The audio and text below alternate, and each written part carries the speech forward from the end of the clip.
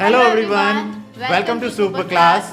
तो आज इस वीडियो में हम लोग बात करने वाले हैं top 10 mistakes that you should avoid in your class 9th। तो पहली मिस्टेक क्या हो जाती है, नॉट मेकिंग प्रॉपर नोट्स। आप लोग क्या करते हो, प्रॉपर नोट्स नहीं बनाते हो किसी भी चैप्टर को कि उस टाइम समझ रहे हैं, पढ़ लिया, हाँ समझ में आ रहा है, चलो ठीक है, जब आएगा एग्जाम तब देख लेंगे, ठीक है। और जब एग्जाम आने वाला होता है तो एक दो दिन पहले क्या होता है, फिर एकदम हड़बड़ी होती है और समझ में नहीं आता कहाँ क्या उठा करके लिख दिया था। तो जिस चैप्टर को जिस टाइम पे पढ़ रहे हो उसका प्रॉपर नोट्स बनाओ, ठीक है। नोट्स को बिल्कुल भी ये मत सोचना कि अभी याद बना लेंगे, उसको बिल्कुल अवॉइड मत करना। At the completion of each chapter आपके पास उस टॉपिक के नोट्स होने चाहिए। तो आपको हर चैप्टर के नोट्स बनाते रहने हैं और नोट्स बनाने में इस बात का ध्यान रखना है कि हर सब्जेक्ट का एक अलग नोट्स बनाइए, ठीक है। जैसा कि हम लोग ऑफलाइन में पढ़ाते हैं, देखते हैं कि बहुत सारे बच्चे क्या करते हैं कि एक कॉपी खरीद ली, एक रजिस्टर खरीद लिया और उसी एक रजिस्टर में पहले 2 पन्नों में फिजिक्स लिखी है, फिर उसके बाद उसी दिन शाम को जो दूसरा पर टॉपिक पढ़ाया गया तो अगले 2 पन्नों में केमिस्ट्री है, अगले 2 पन्नों में मैथ है। ऐसे करके बिल्कुल सब कुछ आपस में इंटरमिक्स हो जाता है और आपके पास प्रॉपर नोट्स नहीं रहते हैं। फिर आप आकर यूट्यूब पर या फिर अपनी कोचिंग पर यही बोलते हो कि सर नोट्स प्रोवाइड करा दीजिए। लेकिन आपके लिए मैं बता दूं, सबसे बेस्ट चीज यही होती है कि अपने खुद के नोट्स बनाना। देखो ऐसा है ना, इसी चीज को ध्यान रखते हुए सुपर क्लास ऐसा कर रही है, जितने भी चैप्टर्स आपको पढ़ाती है ना, आपको नोट्स भी प्रोवाइड करवाते हैं। और नोट्स बनाते टाइम हम ये ध्यान रखते हैं कि उसमें लेटेस्ट प्रीवियस ईयर क्वेश्चंस को भी इंक्लूड किया जाए, इन केस वो 10th के हैं। बाकी 9th के जो हैं उनमें भी हम प्रैक्टिस क्वेश्चंस को ज़्यादा से ज़्यादा इंक्लूड करने की कोशिश करते हैं। तो हम आपको भी यही बोलेंगे, बेस्ट ऑप्शन तो ये, आप नोट्स को रेफर भी कर सकते हो, सुपर क्लास के टेलीग्राम चैनल पे आपको मिल जाएंगे। और उससे ज़्यादा बेस्ट ऑप्शन है कि आप अपने खुद नोट्स बनाओ, ठीक है। उनमें भी इन चीज़ों का ध्यान रखना। सेकेंड इंपॉर्टेंट बात यह है कि इग्नोरिंग डाउट्स। अभी आप नए नए आए हुए हो, ठीक है, 9th क्लास में हो, अभी अभी नई नई चीज़ें सीखने को मिलेंगी। फिजिक्स नया जो है टॉपिक पढ़ने को मिलेगा, केमिस्ट्री पढ़ने को मिलेगी, मैथ, बायो, ठीक है, एसएसटी। तो हर टॉपिक को जब आप पढ़ रहे होगे तो उसमें आपके मन में कुछ ना कुछ इंटरनल थॉट्स आते होंगे सोच के कि यार ये मतलब मोशन क्या है, सर ने ये चीज़ समझा दी लेकिन मुझे ये पॉइंट अभी समझ में नहीं आया, ये बात मुझे समझ में नहीं आई। और आपको लगता है कि यार कमेंट करेंगे यूट्यूब पर, या फिर आपको लगता है कि अपनी क्लास में कैसे पूछेंगे अपने टीचर से, चलो छोड़ो रहने देते हैं, कल पूछ लेंगे। और होता क्या है कि कल आप उस बात को भूल जाते हो। जब भी आपका कोई एग्जाम आता है ना, तो एग्जाम में उन्हीं क्वेश्चंस, उन्हीं टॉपिक पर क्वेश्चंस आते हैं एक्चुअली जो आपको डाउट आया था। जो आपके मन में डाउट आया होगा ना, आप देखोगे कि उसी के आसपास के क्वेश्चंस पूछे जा रहे होंगे, क्योंकि वो काफ़ी इंपॉर्टेंट चीज़ थी, सबके दिमाग में आती है। तो आपके मन में कभी भी कोई भी सवाल आता है किसी भी टॉपिक को लेकर, हमेशा आपको वो क्वेश्चन पूछना है। सबसे पहले तो अपने स्कूल में जाओ, वहाँ पर पूछो, नहीं समझ में आ रहा तो कोचिंग में जाओ, वहाँ पूछो, नहीं समझ में आ रहा तो अपने, हम लोग यहाँ पर आपके लिए बैठे हुए हैं, वीडियोस में कमेंट कर करके आप लोग बढ़िया से पूछो, लाइव क्लासेस में पूछो, जो भी आपको वीडियोस जितनी भी चीज़ें मिल रही हैं, इंस्टाग्राम, फेसबुक, टेलीग्राम, जहाँ से भी हो सकता है, आप अपने हर सिंगल डाउट को क्लियर करते चलिए। और जो भी डाउट आपको क्लियर हो रहे हैं उनको साथ में अपने नोट्स में लिख लीजिए कि ये चीज़ मुझे नहीं समझ में आई थी, ऐसे ऐसे है, ये ऐसा है, ये ऐसा है। तो नोट्स में उस चीज़ को इंक्लूड करते चलिए, ठीक है।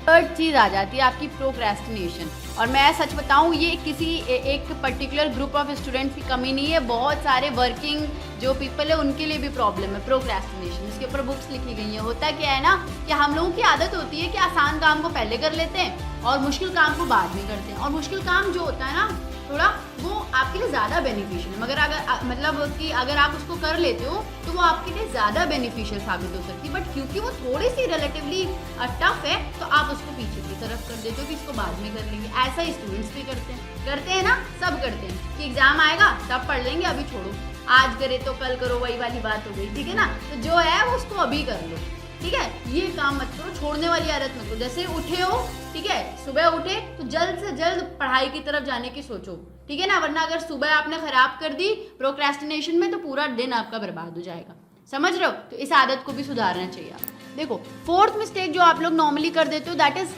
Cramming for exams. Cramming for exams का मतलब क्या है भाई, कि जब एग्जाम्स आने वाले होते हैं ना, बहुत सारे बच्चे ऐसे करते हैं, एग्जाम्स के एक रात पहले उस चैप्टर को उठाएंगे, उस सब्जेक्ट को उठाएंगे और पढ़ना शुरू कर देंगे। और उससे पहले क्या कर रहे थे, मस्ती कर रहे थे। तो ऐसा नहीं करना होता। आप नोट्स तो बनाओगे ही, है ना, उन नोट्स को थ्रू आउट, मतलब जितना भी टाइम आपको चल रहा है, मिल रहा है, उसमें आपको उसको पढ़ते हुए चलना है, हर डाउट को क्लियर करते हुए चलना है, ठीक है। एग्जाम्स के टाइम पे होने वाली हड़बड़ी क्या होता है, इवेंचुअली आपके मार्क्स तो डिक्रीज करती ही है और आपको ओवरऑल जो कॉन्सेप्ट का आइडिया होना चाहिए था, जिसको आप थ्रू आउट द टाइम पढ़ करके समझ सकते थे, आप एग्जाम्स के टाइप क्या करोगे, उन कॉन्सेप्ट को मगअप कर लोगे, ठीक है। तो वो गलत बात है, आपको ऐसा भी नहीं करना चाहिए।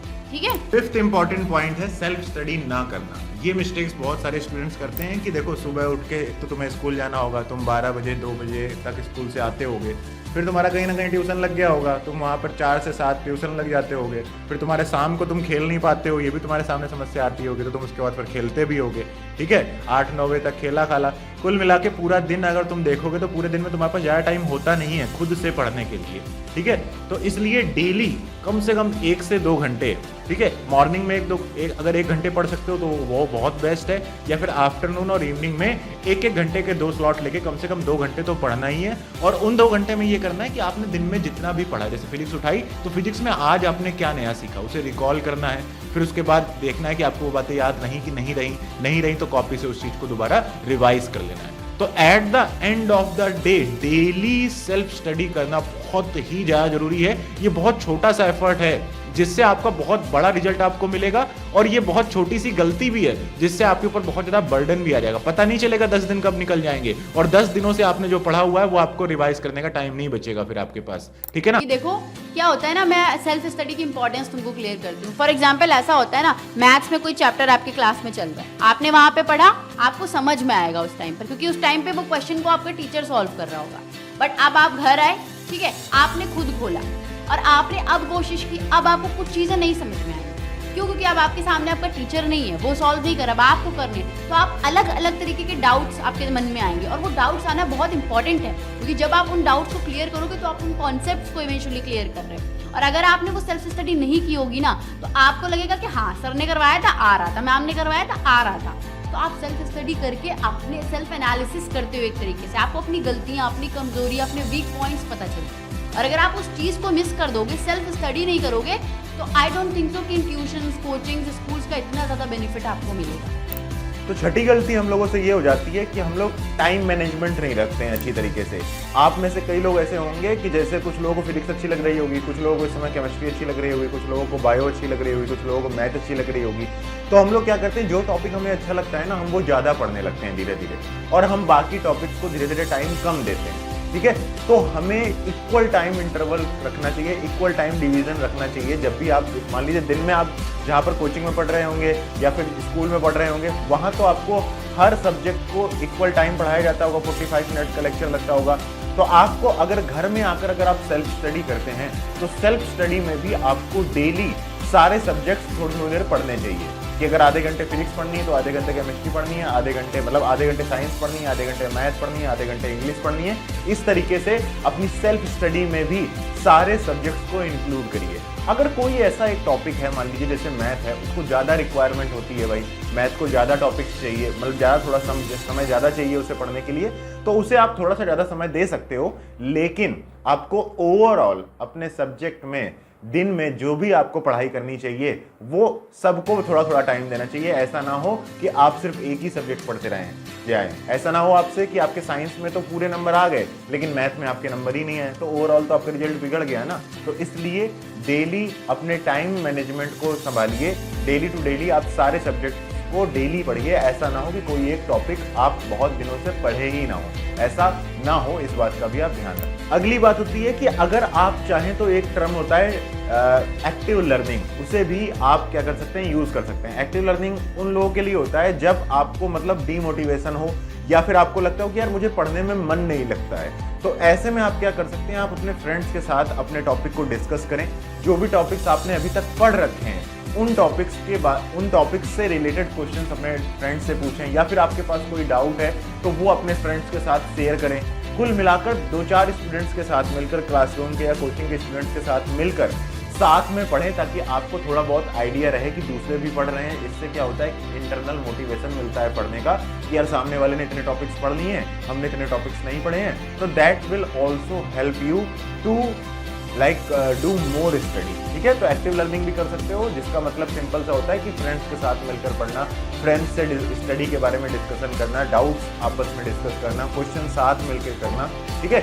इस तरीके के प्रैक्टिसेस आप कर सकते हैं। अगला होता है कि एक मिस्टेक हो जाती है कि यूट्यूब को यूज ना करना with conjunction with your text book. मतलब कहने का क्या है कि यूट्यूब को आप ऐसे यूज करने लगते हो कि आप मतलब उसमें पढ़ाई की बातें छोड़ के बाकी सारी की सारी चीज़ें आप धीरे धीरे क्या करने लगोगे, तुम देखने लगोगे। आपको लगेगा कि आप पढ़ाई की बात देख रहे हो, लेकिन वो आपके टेक्स्ट बुक से रिलेटेड नहीं होगी।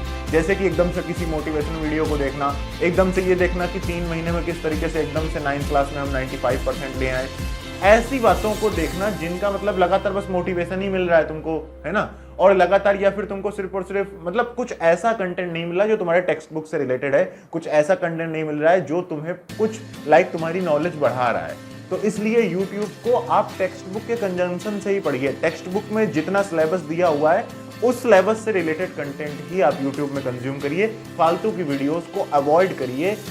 ये आपका काफ़ी टाइम बचाएगा और ये आपको काफ़ी फेल भी कर सकता है अगर आप इस ट्रैप में फंस गए तो इस बात का भी आप ध्यान रखना, ठीक है।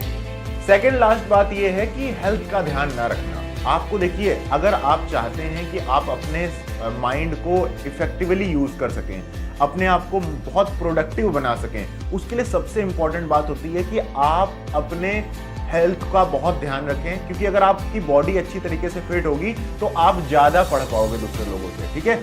आपका दिमाग अगर फ्रेश होगा तो अपने मन से आप जो चीज़ें पढ़ोगे वो आपको ज़्यादा याद रहेंगे।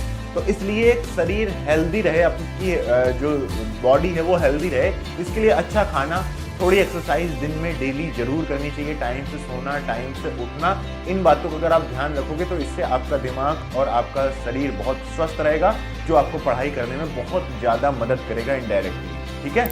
और आखिरी गलती होती है प्लेगरिज्म करने की, मतलब दूसरों से कॉपी करने की। कि आपको जैसे मान लो नोट्स बनाने हैं तो आप क्या करोगे कि दूसरे किसी स्टूडेंट के नोट्स उठा लिए और तुरंत उनको कॉपी करके आपने अपने नोट्स बना दिए।